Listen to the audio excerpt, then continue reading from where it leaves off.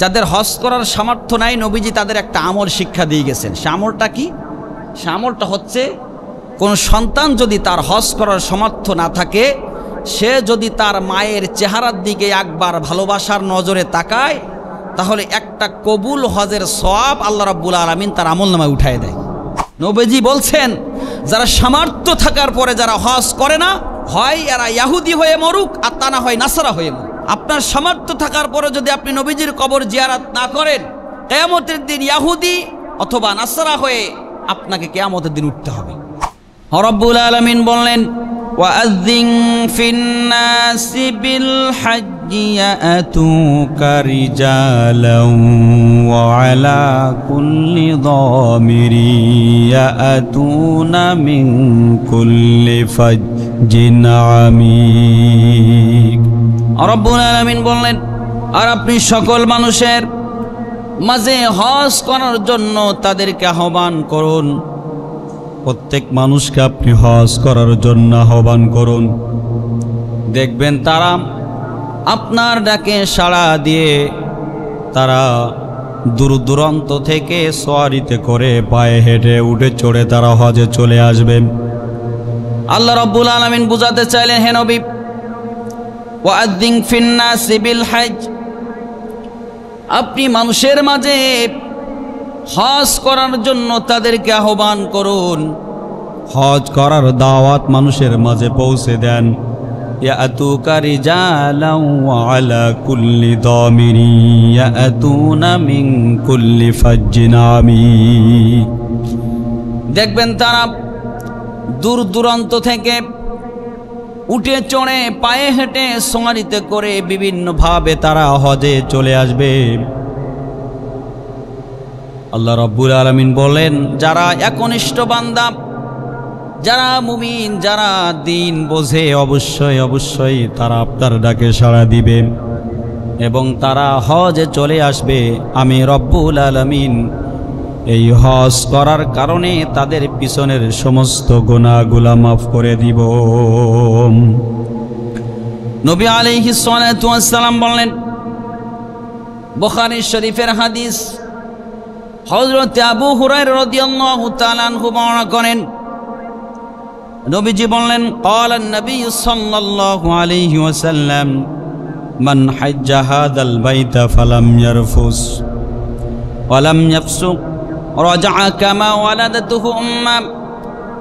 নবী আলাইহিস সালাতু ওয়াস সালাম বলেন, যে ব্যক্তি কাবা ঘরে যে হজ পালন করলো, হজ আদায় করলো, অতঃপর সে স্ত্রী সঙ্গম থেকে বিরত থাকলো, অশ্লীলতা থেকে বিরত থাকলো, যাবতীয় অন্যায় থেকে বিরত থেকে সঠিকভাবে যদি সে হজ পালন করতে পারে, তাহলে আমি রব্বুল আলামিন তার পিছনের সমস্ত গুনাহগুলা মাফ করে দিয়ে নিষ্পাপ করে বাড়িতে পাঠিয়ে দিব।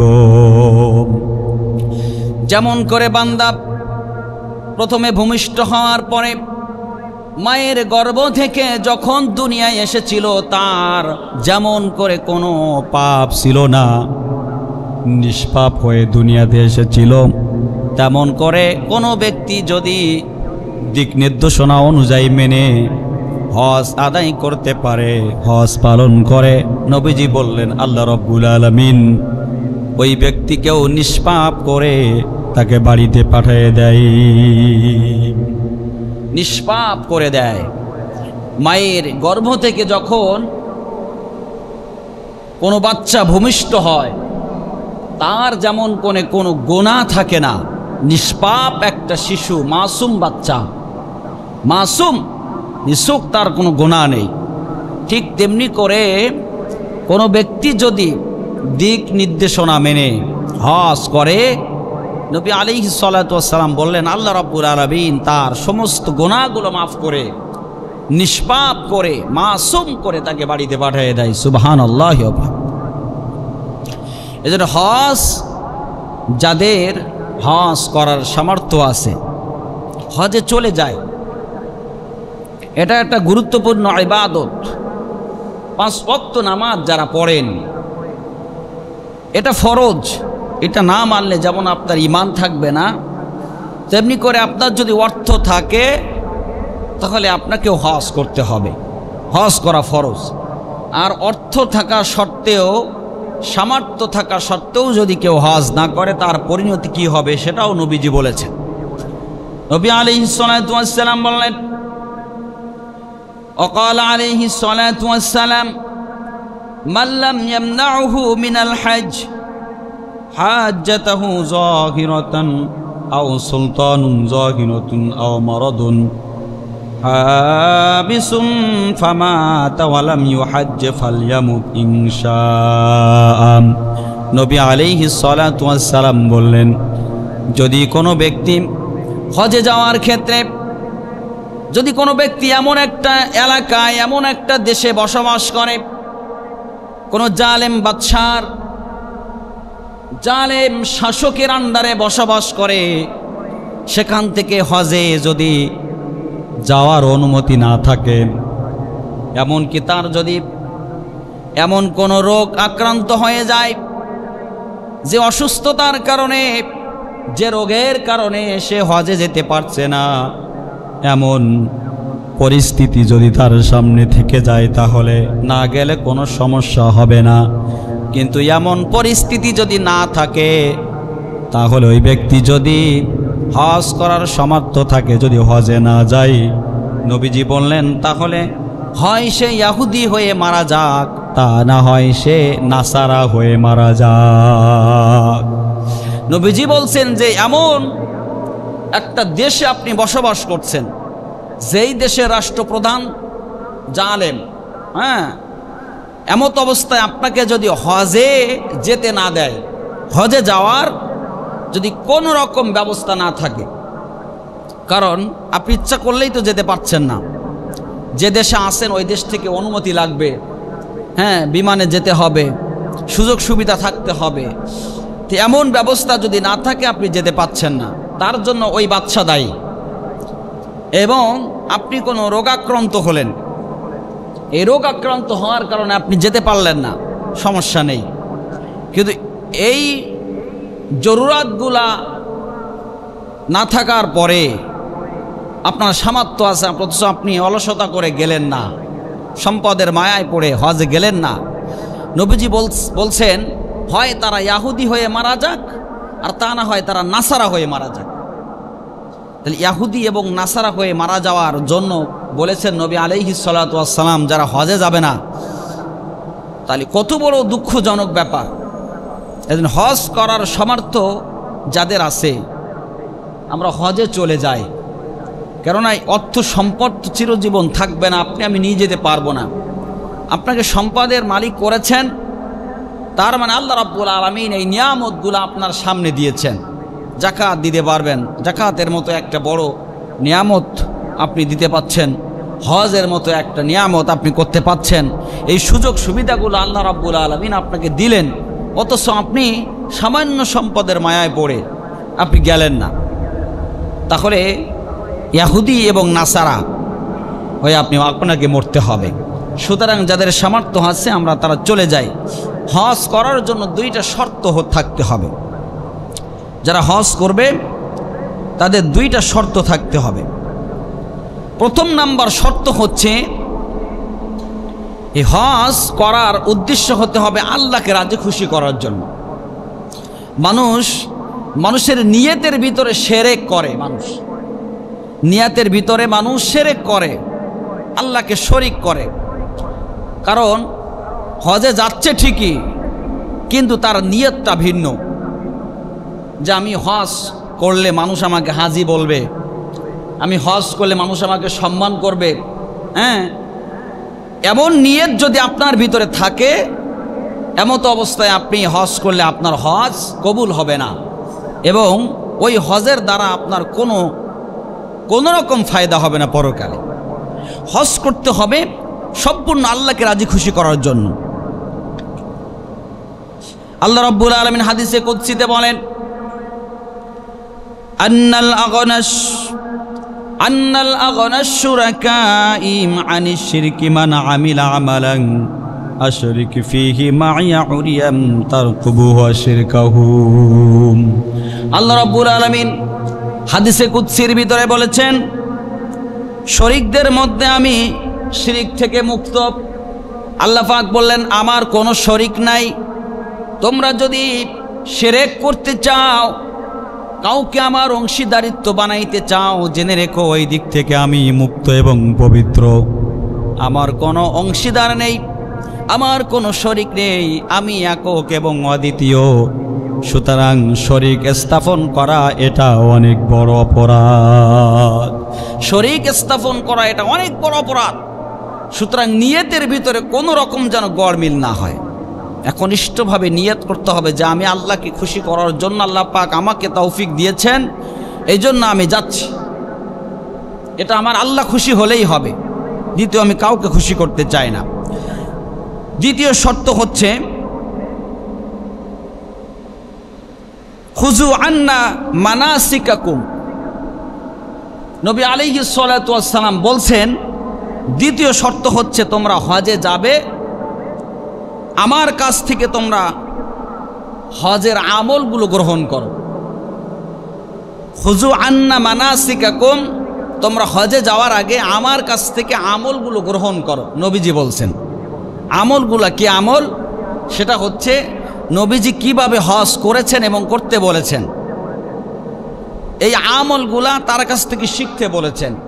তার মানে এখন তো নবীজিকে আমরা পাবো না, কিন্তু নবী আলাইহিস সালাতু ওয়াস সালাম যা রেখে গেছেন নায়েবে রাসূলদের মাধ্যমে, অর্থাৎ আলেম ওলামার কাছ থেকে আমরা জেনে বুঝে তারপর আমরা হজে যাব। তাহলে অবশ্যই নিছক সে হজ আপনার আমার জন্য ফায়দা হবে এবং সেটা গ্রহণযোগ্য হবে এবং সেটা ঠিকই হক আদায় হয়ে যাবে। কারণ ভুলভালভাবে করলে তো সেটা হজই থাকে না। তাম এই পাঁচটা বিষয়ের ওপরে, পাঁচটা স্তম্ভের ওপরে, পাঁচটা খুঁটির ওপরে ইসলামটা প্রতিষ্ঠিত। সুতরাং পরিপূর্ণ ইসলাম যতক্ষণ না পর্যন্ত আপনি না মানবেন, ততক্ষণ পর্যন্ত আপনি মুমিন হতে পারবেন না, ততক্ষণ পর্যন্ত আপনি মুসলিম হতে পারবেন। সম্মানিত প্রিয় ভাইরা, নবী আলাইহিস সালাতু ওয়াস সালাম যারা মক্কাতে গিয়েছেন, হজ করে এসছেন, তারাই বোঝে, বারবার মনে চায়। আমরা হয়তো এখনো যেতে পারিনি, আল্লাহর কাছে দোয়া করি আল্লাহ যেন সবাইকে নিয়ে যায়। কারণ যেই নবীজি আপনার আমার জন্য রব্বি হাবলি উম্মতি এই দোয়াটা করে গেছেন, করতেছেন, সেই নবীজির কবর জিয়ারত করব না, এই নবীজির কবর জিয়ারতের তামান্না অন্তরে রাখবো না, এটা তো হতে পারে না। সম্মানিত প্রিয় ভাইরা, যাদের অর্থ আছে খামোখা ইনা করে আমরা চলে যাই, সামর্থ্য যাদের আছে আমরা হজের জন্য নিয়ত করে ফেলি। আল্লাহ রাব্বুল আলামিন যেন প্রত্যেকটা বান্দাকে হজ করার তৌফিক দেয়। সবাই বলি আমিন, জোরে বলি আমিন। সম্মানিত প্রিয় ভাইরা, ইবাদতের ক্ষেত্রে আমরা শরীক স্থাপন করব না, ইবাদত করব একমাত্র আল্লাহর উদ্দেশ্যে, মালিককে রাজি খুশি করার উদ্দেশ্যে। কারণ প্রতিদান তো তিনিই দিবেন, প্রতিদান তিনিই দিবেন। আপনি মানুষকে সন্তুষ্ট করার জন্য যদি মসজিদে আসেন, প্রতিদান কিন্তু সে আপনাকে দিবে না। প্রতিদান যিনি দিবেন, পুরস্কার যিনি দিবেন, আমরা সেই মহান মালিকের খুশি করার চেষ্টা করব। আমরা সেই মহান মালিকের নিয়ম অনুযায়ী আমরা ইবাদত করার চেষ্টা করব। সম্মানিত প্রিয় ভাইরা, বর্তমান সময় ইবাদতের ক্ষেত্রে মানুষ দেখানো আর আল্লাহকে খুশি করা দুইটা। এক শ্রেণীর মানুষ আছে মনে মনে চিন্তা করে, কারণ মুনাফিক আর মুমিন এখানে দুইটা পার্থক্য করা হয়েছে। মুনাফিকের ইবাদতগুলো হয় মানুষকে দেখানোর জন্য, সে নামাজে আসে মানুষকে দেখানোর জন্য, যে মানুষ আমাকে নামাজি বলবে। আজকে জুমার দিন এসছেন, মানুষ হয়তো মনে করতে পারে যে জুমার দিনেও মসজিদে গেল না, এই জন্য হয়তো বা এসছেন। তাহলে আপনার এই আসা যাওয়াটা বৃথা। আপনি যদি মানুষকে দেখানোর জন্য দান করেন, ওটাও আপনার বৃথা। আপনি যদি মানুষকে দেখানোর জন্য হজ করেন, মানুষ আমাকে হাজি বলবে, উমুক বলবে, তুমুক বলবে, লকাপ লাগাবে, হ্যাঁ, এরকম নিয়ত যদি আপনার থাকে, তাহলে খামোখা ওই অর্থগুলো খরচ করে কোনো লাভ নেই, খামোখা যে কোনো লাভ নেই। এই জন্য হজ আমাকে কে হাজি বললো না বললো, আমি নিজের থেকে হাজি বলবো না। মানুষ আমাকে বলে বলুক, মানুষ আমাকে বলে বলুক, আমি নিজের থেকে বলবো না যে আমি হাজি। আর কেউ যদি আমাকে অনেকে হাজি না বলে অসন্তুষ্ট হয়, যে আমি একটা হাজি, মানুষ আমাকে হাজি বললো না, হাজি উপাধি দিল না, এই অসন্তুষ্ট হয়, এটার নাম কিন্তু হজ না। এরকম মন মানসিকতা যদি আপনার থাকে, তাহলে এগুলা করে কোনো লাভ নেই। কে আপনাকে হাজি বলল আর না বলল এটা দেখার বিষয় না। আমার আল্লাহ যদি আমার প্রতি খুশি হয় তাহলে এটাই আমার জন্য অনেক বড় যাজা, এটাই আমার জন্য অনেক বড় উত্তম। সম্মানিত প্রিয় ভাইরা, এজন্য আমরা যাদের হজ করার সামর্থ্য আছে, বারবার বলছি আমরা অন্তত হজটা করে ফেলি। কখন যে দুনিয়া ছেড়ে চলে যাব, অনেক হয়তো নিয়ত করতেছেন যে আগামী বছর যাব ইনশাআল্লাহ, কি তারপরে যাব, আরও পরে যাব। এই নিয়ত যে আপনি করছেন, আপনাকে ওই পর্যন্ত বেঁচে থাকবেন এই গ্যারান্টি আপনাকে কে দিল? আপনি অতদিন পর্যন্ত বাঁচবেন এই গ্যারান্টি আপনাকে কে দিয়েছেন? অর্থের অভাব নেই, তালাশ করে দেখেন মানুষের টাকা আছে, মানুষের টাকা ব্যাংকে জমা পড়ে আছে, হ্যাঁ, অথচ তারা হজ করার নাম তাদের নাই। কেন নাই? তাহলে বুঝতে হবে যে তার ভিতরে আল্লাহ রাব্বুল আলামিনের মহাব্বত নাই, তার ভিতরে আসলে পরিপূর্ণ ইসলাম তার ভিতরে নাই। মুসলিম অত সহজ নয় পরিপূর্ণ মুসলিম হওয়া। মুসলিম হতে গেলে পরিপূর্ণ কর্ম আপনাকে করা লাগবে। নবীজি বলছেন, যারা সামর্থ্য থাকার পরে যারা হজ করে না, হয় এরা ইহুদি হয়ে মরুক আর তা না হয় নাসারা হয়ে মরুক। আপনার সামর্থ্য থাকার পরে যদি আপনি নবীজির কবর জিয়ারত না করেন, কিয়ামতের দিন ইহুদি অথবা নাসারা হয়ে আপনাকে কিয়ামতের দিন উঠতে হবে। পরিষ্কার হাদিস, বুখারী শরীফের হাদিস। এজন্য আমরা হজ করে আসি। আর যাদের উমরা করার সামর্থ্য আছে, উমরা চলে যান, উমরা করেন, নবীজির মহাব্বতে জিয়ারতে চলে যান, রমজানে চলে যান, সময় পেলেই সফরে চলে যান। অর্থ দিয়ে কি হবে রেখে, যে কার জন্য রেখে যাচ্ছেন অর্থ? কে খাবে, কে ভোগ করবে আপনার অর্থ?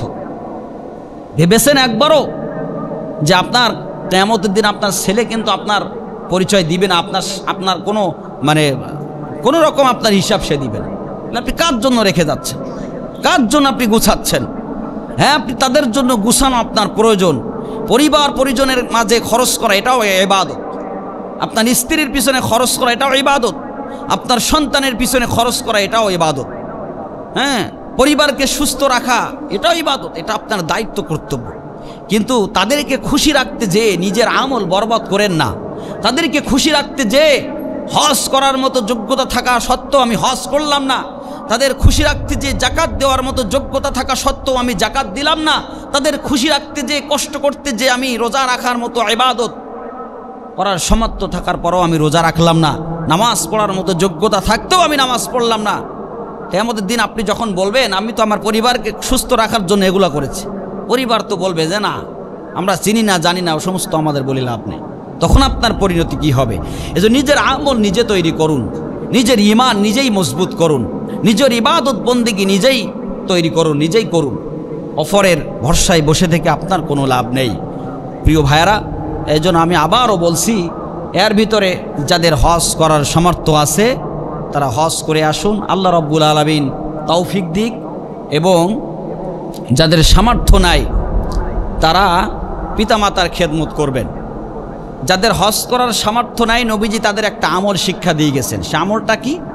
সে আমলটা হচ্ছে, কোন সন্তান যদি তার হজ করার সামর্থ্য না থাকে, সে যদি তার মায়ের চেহারার দিকে একবার ভালোবাসার নজরে তাকায়, তাহলে একটা কবুল হজের সওয়াব আল্লাহ রাব্বুল আলামিন তার আমলনামায় উঠায় দেয়। হজ করার যাদের সামর্থ্য নাই, গরিব, সংসারটা কোন রকম চলে, তারা মা বাবার খেদমত করবেন। মা বাবাই আপনার জান্নাতে যাওয়ার কারণ হবে, ওটাই যথেষ্ট। মা বাবার খেদমতটাই আপনার জান্নাতে যাওয়ার জন্য যথেষ্ট হয়ে যাবে। কিন্তু আপনি মা বাবাকে অখুশি রেখে যদি আপনি 100 বার হজ করেন, লাভ হবে না। 100 বার হজ করলেও লাভ হবে না। খুযু আন্না মানাসিকাকুম, নবীজি বলছেন তোমরা আমার কাছ থেকে শেখো, জানো। কারণ নবীজি তো মন গড়া কোনো কথা বলে নাই, নবীজি তো মন গড়া কোনো নিয়ম কানুন আপনার আমার মাঝে বদলায় নাই। সমস্ত নিয়ম কানুনগুলো এসছে আল্লাহর থেকে, সব কিছু আল্লাহ জানাইছেন, তাই নবীজি আপনারা আমার মাঝে রেখে গেছেন। এখন নবীজিকে পাবো না, সুতরাং আপনাকে আমাকে হক্কানে আলেমের মাঝে যায়। এখন তো এক একজন মুফাসসির, বড় বড় মুহাদ্দিস, আরে হাদিস মুখের কাছে বসলে হাদিসের অভাব নেই, সব বোঝে, সব বোঝে, হাদিসের অভাব নেই। যখন বসে শুরু করে দেয় একের পর এক তাফসির, একের পর এক তাফসির, কিন্তু দোয়ায় কোনো জিজ্ঞাসা করলে পারে না, দোয়া মাসুরা জিজ্ঞাসা করলে পারে না, সূরা ফাতিহা জিজ্ঞাসা করলে পারে না, অথচ বড় বড় মুফাসসির সব। আপনি সে কথা আগেই বলেছি যে আপনি নিজে নিজে যদি ইসলাম মানতে যান, নিজের মন গড়া মতো ভুল হবে। মন গড়া মতো ইসলাম মানার কোনো সুযোগ নাই। ইসলাম মানতে হবে কোরআন সুন্নাহ অনুযায়ী। কোরআন কিভাবে বলছে, সুন্নাহ হাদিস কিভাবে বলছে, এভাবে ইসলাম মানতে হবে। আলেম ওলামা কি বলছে, বর্তমান দেশে বর্তমান জামানায় আলেম ওলামার অভাব নেই। আপনারা দেখছেন কয়েক পদের আলেম আছে, আপনাকে আলেম চিনতে হবে, আপনাকে আলেম চিনতে হবে। হুট করে একজন একটা কথা বললো আর মেনে নিলাম, তা তো হবে না। কারণ বর্তমান সময় শ্রেণীভাগ, যারা মানুষকে শিরকের দিকে ডাকে। এক শ্রেণী বলতেছে আসো মাজারের দিকে আসো, এক শ্রেণী বলতেছে আসো পীরের দিকে আসো, মাজারের দিকে আসো। আপনি পীরের কাছে যান, সমস্যা নেই, কেন যাবেন না? একজন হক্কানি আলেম, একজন হক্কানি পীরের কাছে, একজন হক্কানি মুরব্বির কাছে যান। আমি একটা কথা বলে থাকি যে আতরওয়ালার কাছে গেলে আতরের ঘ্রাণ পাবেন, ঠিক তেমনি করে একজন মুমিনের কাছে, খাঁটি মুমিন ইখলাসওয়ালা মানুষের কাছে যখন যাবেন, তখন আপনি আখিরাতের ঘ্রাণ পাবেন। যাবেন না কেন? প্রত্যেকটা ব্যক্তি, আপনি একজনের সংস্পর্শে যাওয়ার আগে আপনি চেক করে দেখবেন যে তার কাছে কোরআন সুন্নাহ আছে কিনা। কারণ একটা কথা মাথায় রাখবেন, সবার আগে কিয়ামতের দিন এক শ্রেণী আলেম জাহান্নামে চলে যাবে। যারা ইসলামটাকে নিয়ে যারা খেল তামাশার পাত্র বানায়েছে, ইসলামকে নিয়ে যারা ব্যবসা করেছে, ইসলামকে নিয়ে যারা মানুষের মাঝে খেল তামাশা হিসেবে ব্যবহার করেছে, ইসলাম নিয়ে যারা নিজের ব্যক্তিত্ব স্বার্থের জন্য ব্যবহার করেছে, এই ধরনের আলেম জাহান্নামে চলে যাবে। আপনি দেখবেন কোন আলেম যদি বেদাতকে মহাব্বত করে, তাহলে আপনি মনে করবেন ওই আলেম জাহান্নামের রাস্তায় ঢুকে পড়েছে, ওই আলেম আপনার জন্য কল্যাণকর হতে পারে না। যেই আলেম শিরকের বিরুদ্ধে কথা বলে, যেই আলেম বেদাতের বিরুদ্ধে কথা বলে বজ্র কণ্ঠে, মনে করবেন ওই আলেম খাঁটি আলেম। কিন্তু আজকে কোরআনের হক কথা, সত্য কথা বলে কয়জনা? কারণ এটাকে নিয়ে অনেকে পেট পূজা করে। সম্মানিত প্রিয় ভাইয়েরা, এই জন্য নবীজি বলছেন তোমরা আমার কাছ থেকে আমল শেখো। তার মানে হক্কানি আলেম ওলামা যারা আছে, বাংলাদেশে হক্কানি আলেম ওলামার অভাব নেই। বাপ দাদার থেকে কোনটা মেনে আসতেছে না আসতেছে ওটা দেখার বিষয় না। বাপ দাদা আপনার আমার দলিল না, আপনার আমার দলিল হচ্ছে কোরআন এবং হাদিস, আপনার আমার দলিল হচ্ছে কোরআন সুন্নাহ। বাপ দাদা কিন্তু আপনার আমার দলিল না। অনেকে মনে করে যে এই কাজটা বাপ দাদার থেকে করে আসতেছি, এই কাজটা বাপ দাদার থেকে করে আসতেছি, এটা করে যাব, কিন্তু বাপ দাদা কিন্তু আপনার আমার দলিল না। কোরআন হাদিস হচ্ছে আপনার আমার দলিল। সম্মানিত প্রিয় ভাইরা, সমাজে বহু কুসংস্কার, সমাজে বহুত বেদাত বর্তমান চলতেছে সমাজে। যাই হোক, সমাজ কুসংস্কার থেকে আল্লাহ রাব্বুল আলামিন এই সমাজটা হেফাজত করুক এবং সঠিক ইসলাম মেনে চলার তৌফিক আমাদের দান করুক, সবাই বলি আমিন। এবং আমরা হজ করার নিয়ত করি, আল্লাহর কাছে দোয়া করি, আল্লাহ মৃত্যুর আগে যেন তুমি আমাদেরকে তোমার নবীর কবর জিয়ারত না করে আমাদেরকে দুনিয়ার থেকে নিও না। যেই নবী আপনার আমার মাঝে ইসলাম পৌঁছানোর জন্য দাঁত ভাঙলো, মার খেলো, রক্ত দিল, সেই নবীজির কবর জিয়ারত না করে আল্লাহ তুমি আমাকে দুনিয়ার থেকে নিও না। আল্লাহ আমাদের সবাইকে হজ করার তৌফিক দাও, সবাই বলি আমিন। আরো জোরে বলি আমিন। আখিরি দাওয়ানা আলহামদুলিল্লাহি রাব্বিল আলামিন। 4 রাকাত কাবলা জুমা পড়িনি।